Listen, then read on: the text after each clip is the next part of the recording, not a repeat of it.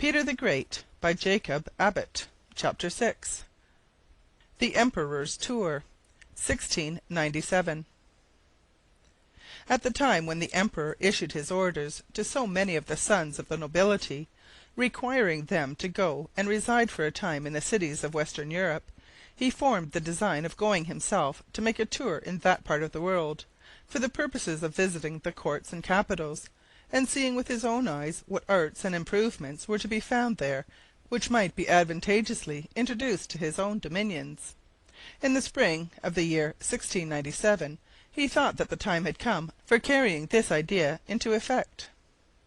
The plan which he formed was not to travel openly in his own name, for he knew that in this case a great portion of his time and attention, in the different courts and capitals, would be wasted in the grand parades, processions, and ceremonies with which the different sovereigns would doubtless endeavour to honour his visit. He therefore determined to travel incognito, in the character of a private person, in the train of an embassy. An embassy could proceed more quietly from place to place than a monarch travelling in his own name, and then, besides, if the Emperor occupied only a subordinate place in the train of the embassy, he could slip away from it to pursue his own inquiries in a private manner whenever he pleased, leaving the ambassadors themselves and those of their train who enjoyed such scenes to go through all the public receptions and other pompous formalities, which would have been so tiresome to him. General Lefort, who had by this time been raised to a very high position under Peter's government, was placed at the head of this embassy. Two other great officers of state were associated with him. Then came secretaries, interpreters, and subordinates of all kinds, in great numbers, among whom Peter was himself enrolled under a fictitious name. Peter took with him several young men of about his own age.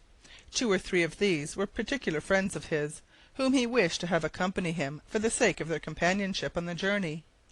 There were some others whom he selected on account of the talent which they had evinced for mechanical and mathematical studies.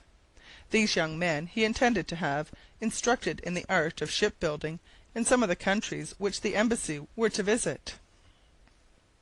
Besides these arrangements in respect to the embassy, provision was, of course, to be made by the Emperor for the government of the country during his absence. He left the administration in the hands of 3 great nobles, the first of whom was one of his uncles, his mother's brother. The name of this prince was Naraskin. The other 2 nobles were associated with Naraskin in the regency. These commissioners were to have the whole charge of the government of the country during the Tsar's absence. Peter's little son, whose name was Alexis, and who was now about 7 years old, was also committed to their keeping. Not having entire confidence in the fidelity of the old guards, Peter did not trust the defence of Moscow to them, but he garrisoned the fortifications in and around the capital with a force of about 12,000 men that he had gradually brought together for that purpose. A great many of these troops, both officers and men, were foreigners. Peter placed greater reliance on them on that account, supposing that they would be less likely to sympathize with and join the people of the city in case of any popular discontent or disturbances.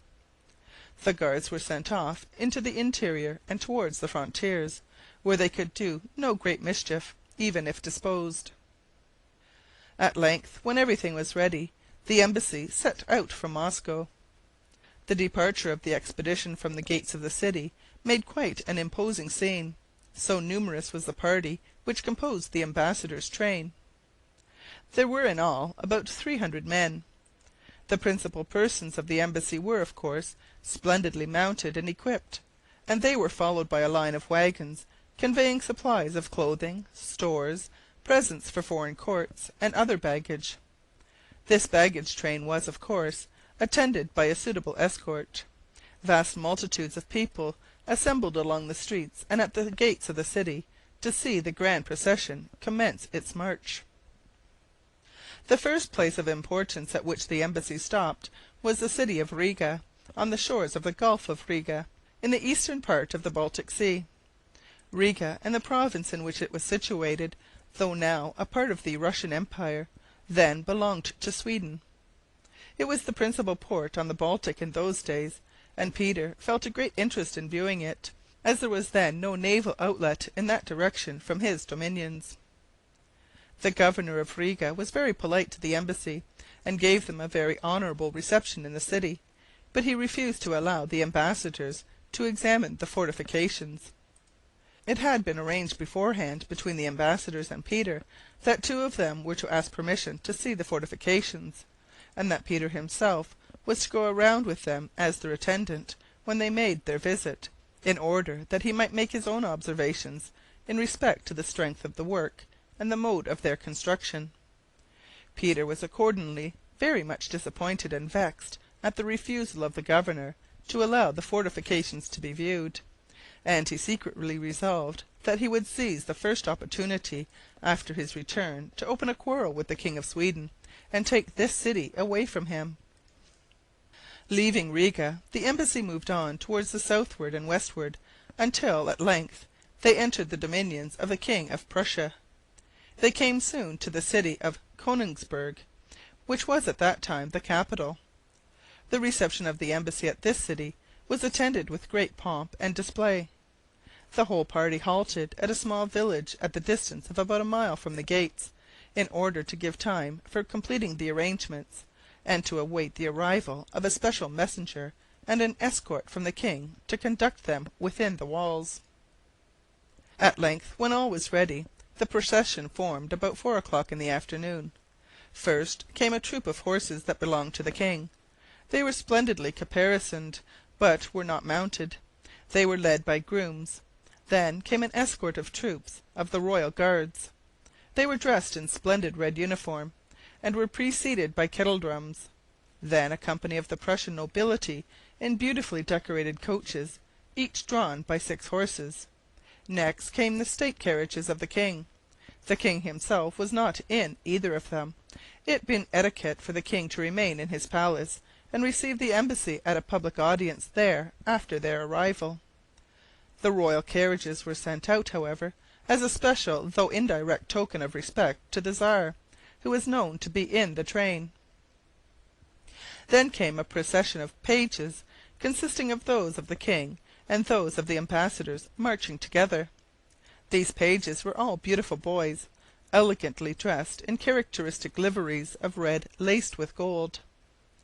They marched 3 together, 2 of the king's pages in each rank, with one of the ambassadors between them.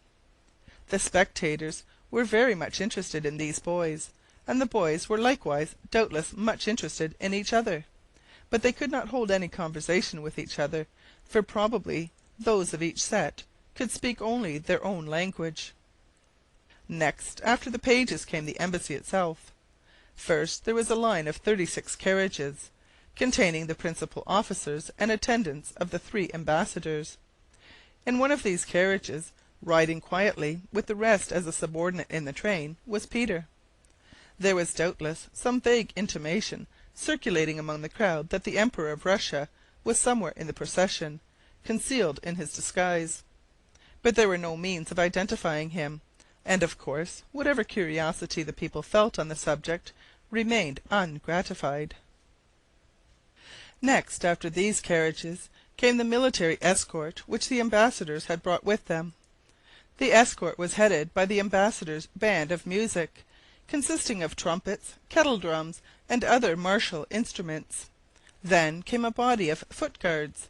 Their uniform was green, and they were armed with silver battle-axes. Then came a troop of horsemen, which completed the escort. Immediately after the escort there followed the grand state carriage of the embassy, with the 3 ambassadors in it. The procession was closed by a long train of elegant carriages, conveying various personages of wealth and distinction, who had come from the city to join in doing honor to the strangers. As the procession entered the city, they found the streets through which they were to pass densely lined on each side by the citizens who had assembled to witness the spectacle. Through this vast concourse the ambassadors and their suite advanced, and were finally conducted to a splendid palace which had been prepared for them in the heart of the city. The garrison of the city was drawn up at the gates of the palace to receive them as they arrived. When the carriage reached the gate, and the ambassadors began to alight, a grand salute was fired from the guns of the fortress. The ambassadors were immediately conducted to their several apartments in the palace by the officers who had led the procession, and then left to repose. When the officers were about to withdraw, the ambassadors accompanied them to the head of the stairs and took leave of them there. The doors of the palace, and the halls and entrances leading to the apartments of the ambassadors, were guarded by 24 soldiers, who were stationed there as sentinels to protect the precincts from all intrusion. 4 days after this there was another display, when the ambassadors were admitted to their first public audience with the king. There was again a grand procession through the streets, with great crowds assembled to witness it, and bands of music, and splendid uniforms, and gorgeous equipages, all more magnificent, if possible, than before. The ambassadors were conducted in this way to the royal palace. They entered the hall, dressed in cloth of gold and silver, richly embroidered, and adorned with precious stones of great value. Here they found the king seated on a throne, and attended by all the principal nobles of his court. The ambassadors advanced to pay their reverence to his majesty, bearing in their hands, in a richly ornamented box, a letter from the Tsar, with which they had been entrusted for him. There were a number of attendants also, who were loaded with rich and valuable presents which the ambassadors had brought to offer to the king. The presents consisted of the most costly furs, tissues of gold and silver, precious stones, and the like, all productions of Russia, and of very great value. The king received the ambassadors in a very honorable manner, and made them an address of welcome in reply to the brief addresses of salutation and compliment which they first delivered to him. He received the letter from their hands and read it. The presents were deposited on tables which had been set up for the purpose. The letter stated that the Tsar had sent the embassy to assure him of his desire to improve the affection and good correspondence which had always existed, as well between His Royal Highness and himself as between their illustrious ancestors. It said also that, the same embassy being from thence to proceed to the court of Vienna, the Tsar requested the king to help them on their journey, and finally it expressed the thanks of the Tsar for the engineers and bombardiers which the king had sent him during the past year, and who had been so useful to him in the siege of Azov. The king, having read the letter, made a verbal reply to the ambassadors, asking them to thank the Tsar in his name for the friendly sentiments which his letter expressed, and for the splendid embassy which he had sent to him. All this time the Tsar himself, the author of the letter, was standing by, a quiet spectator of the scene, undistinguishable from the other secretaries and attendants that formed the ambassadors' train. After the ceremony of audience was completed, the ambassadors withdrew. They were reconducted to their lodgings with the same ceremonies as were observed in their coming out, and then spent the evening at a grand banquet provided for them by the Elector. All the principal nobility of Prussia were present at this banquet, and after it was concluded, the town was illuminated with a great display of fireworks, which continued until midnight. The sending of a grand embassage like this from one royal or imperial potentate to another was a very common occurrence in those times. The pomp and parade with which they were accompanied were intended equally for the purpose of illustrating the magnificence of the government that sent them, and of offering a splendid token of respect to the one to which they were sent. Of course the expense was enormous, both to the sovereign who sent and to the one who received the compliment. But such sovereigns as those were very willing to expend money in parades which exhibited before the world the evidences of their own grandeur and power, especially as the mass of the people, from whose toils the means of defraying the cost was ultimately to come, were so completely held in subjection by military power that they could not even complain, far less could they take any effectual measures for calling their oppressors to account. In governments that are organized at the present day, either by the establishment of new constitutions, or by the remodeling and reforming of old ones, all this is changed. The people understand now that all the money which is expended by their governments is ultimately paid by themselves, and they are gradually devising means by which they can themselves exercise a greater and greater control over these expenditures. They retain a far greater portion of the avails of their labor in their own hands, and expend it in adorning and making comfortable their own habitations, and cultivating the minds of their children, while they require the government officials to live and travel and transact their business in a more quiet and unpretending way than was customary of yore. Thus, in traveling over most parts of the United States, you will find people who cultivate the land living in comfortable, well-furnished houses, with separate rooms appropriately arranged for the different uses of the family. There is a carpet on the parlor floor, and there are books in the bookcase, and good supplies of comfortable clothing in the closets. But then, our ambassadors and ministers in foreign courts are obliged to content themselves with what they consider very modest salaries, which do not at all allow of their competing in style and splendor with the ambassadors sent from the old despotic monarchies of Europe, under which the people who till the ground live in bare and wretched huts, and are supplied from year to year with only just enough food and clothing to keep them alive and enable them to continue their toil. But to return to Peter and his embassy. When the public reception was over, Peter introduced himself privately to the king in his own name, and the king, in a quiet and unofficial manner, paid him great attention. There were to be many more public ceremonies, banquets, and parades for the embassy in the city during their stay.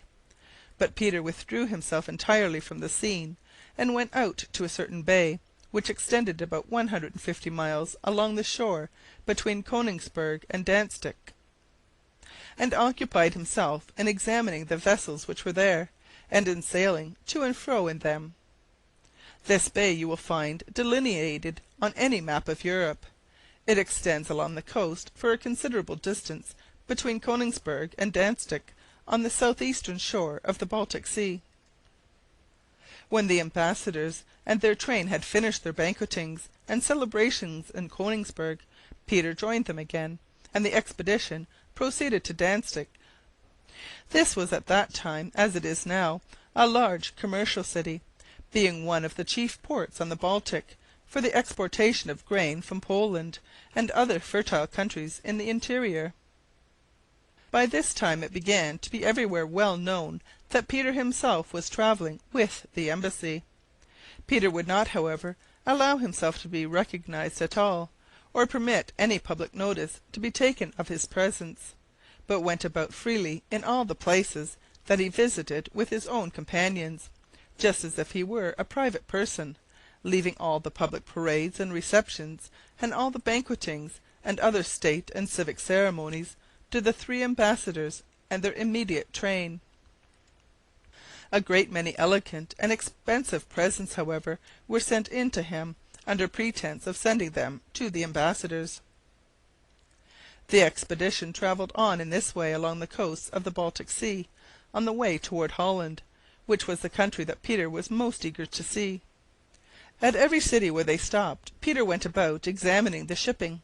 He was often attended by some important official of the place, but in other respects he went without any ceremony whatever. He used to change his dress, putting on, in the different places that he had visited, that which was worn by the common people of the town, so as not to attract any attention, and not even to be recognized as a foreigner. At one port, where there were a great many Dutch vessels that he wished to see, he wore the pea-jacket, and the other sailor-like dress of a common Dutch skipper, in order that he might ramble about at his ease along the docks, and mingle freely with the seafaring men, without attracting any notice at all. The people of Holland were aware that the embassy was coming into their country, and that Peter himself accompanied it, and they accordingly prepared to receive the party with the highest marks of honor. As the embassy, after crossing the frontier, moved on towards Amsterdam, salutes were fired from the ramparts of all the great towns that they passed. The soldiers were drawn out, and civic processions, formed of magistrates and citizens, met them at the gates to conduct them through the streets. The windows, too, and the roofs of all the houses were crowded with spectators.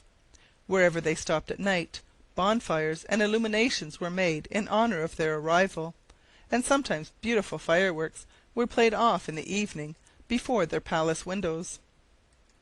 Of course, there was a great desire felt everywhere among the spectators to discover which of the personages who followed in the train of the embassy was the Tsar himself.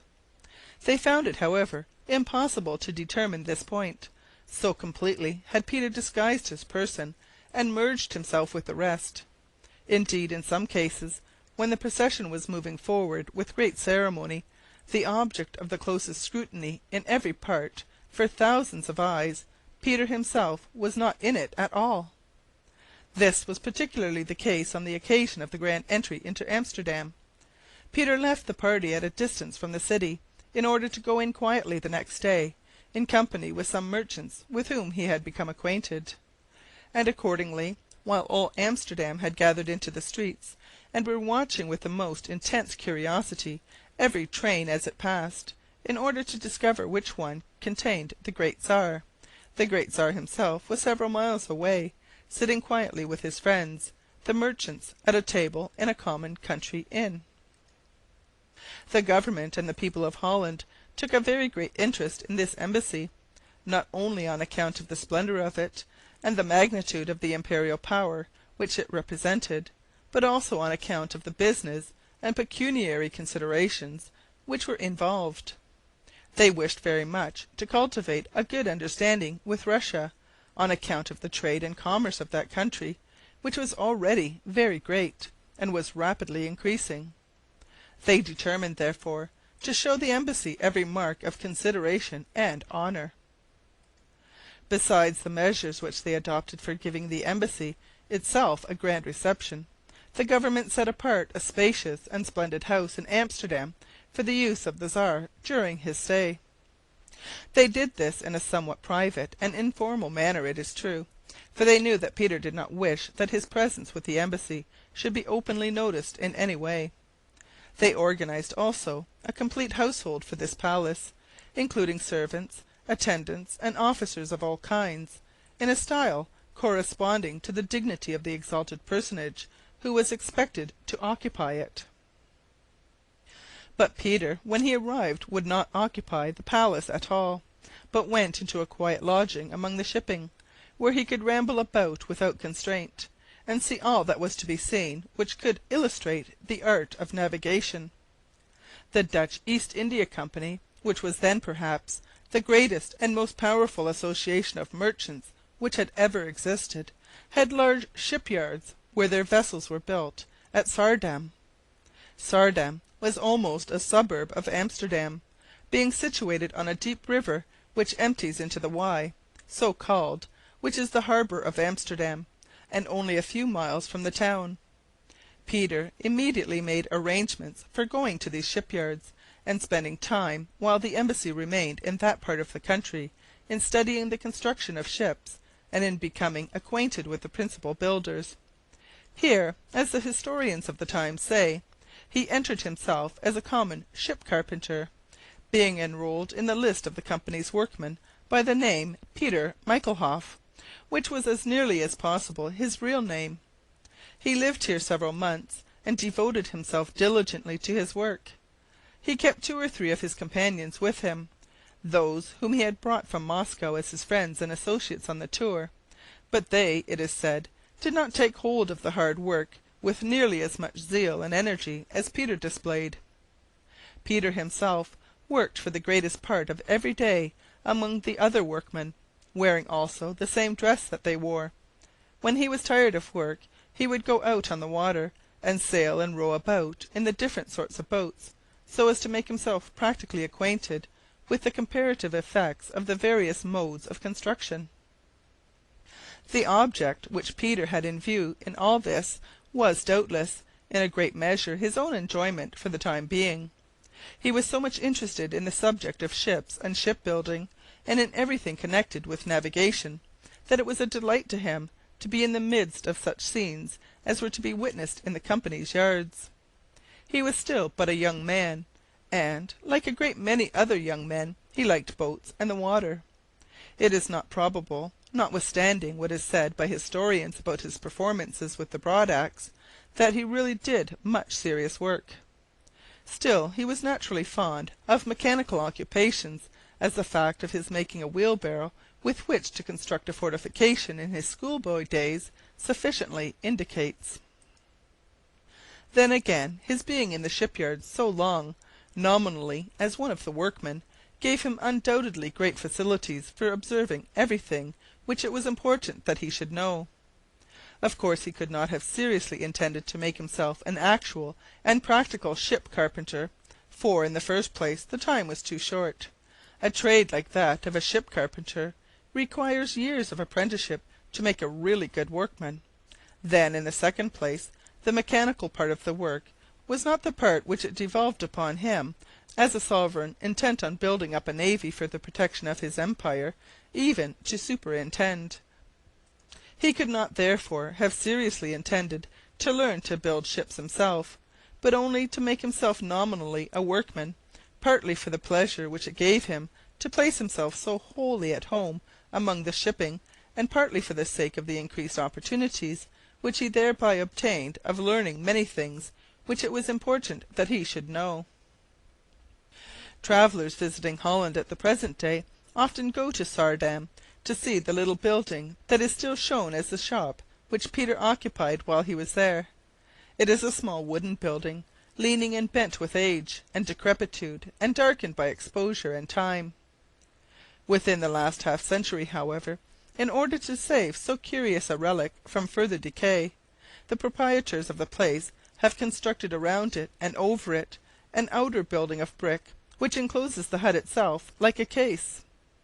The sides of the outer building are formed of large open arches, which allow the hut within to be seen. The ground on which the hut stands has also been laid out prettily as a garden, and is enclosed by a wall. Within this wall, and near the gate, is a very neat and pretty Dutch cottage, in which the custodian lives, who shows the place to strangers. While Peter was in the shipyards, the workmen knew who he was, but all persons were forbidden to gather around or gaze at him, or to interfere with him in any way by their notice or their attentions. They were to allow him to go and come as he pleased, without any molestation. These orders they observed as well as they could, as every one was desirous of treating their visitor in a manner as agreeable to him as possible, so as to prolong his stay. Peter varied his amusements while he thus resided in Saardam, by making occasional visits in a quiet and private way to certain friends in Amsterdam. He very seldom attended any of the great parades and celebrations which were continually taking place in honour of the embassy, but went only to the houses of men eminent in private life for their attainments in particular branches of knowledge, or for their experience or success as merchants or navigators. There was one person in particular that Peter became acquainted with in Amsterdam, whose company and conversation pleased him very much, and whom he frequently visited. This was a certain wealthy merchant, whose operations were on so vast a scale that he was accustomed to send off special expeditions at his own expense all over the world, to explore new regions and discover new fields for his commercial enterprise. In order also to improve the accuracy of the methods employed by his shipmasters for ascertaining the latitude and longitude in navigating their ships, he built an observatory, and furnished it with the telescopes, quadrants, and other costly instruments necessary for making the observations, all at his own expense. With this gentleman, and with the other persons in Amsterdam that Peter took a fancy to, he lived on very friendly and familiar terms. He often came in from Saardam to visit them, and would sometimes spend a considerable portion of the night in drinking and making merry with them. He assumed with these friends none of the reserve and dignity of demeanour that we should naturally associate with the idea of a king. Indeed, he was very blunt, and often rough and overbearing in his manners, not unfrequently doing and saying things which would scarcely be pardoned in a person of inferior station. When thwarted or opposed in any way, he was irritable and violent, and he evinced continually a temper that was very far from being amiable.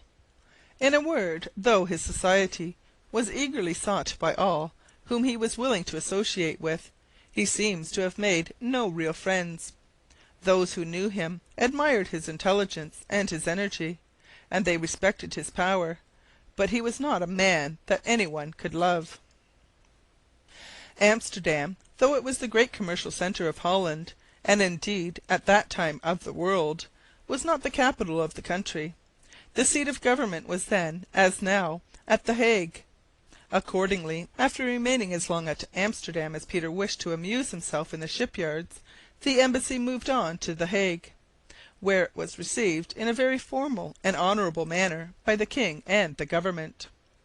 The presence of Peter could not be openly referred to, but very special and unusual honours were paid to the embassy in tacit recognition of it.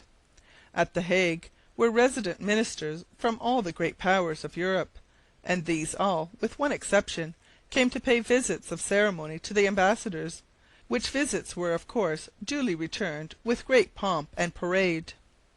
The exception was the minister of France. There was a coolness existing at this time between the Russian and the French governments, on account of something Peter had done in respect to the election of a king of Poland, which displeased the French king, and on this account the French minister declined taking part in the special honours paid to the embassy. The Hague was at this time perhaps the most influential and powerful capital of Europe. It was the centre, in fact, of all important political movements and intrigues for the whole continent. The embassy accordingly paused here, to take some rest from the fatigues and excitements of their long journey, and to allow Peter time to form and mature plans for further movements and operations. End of chapter 6.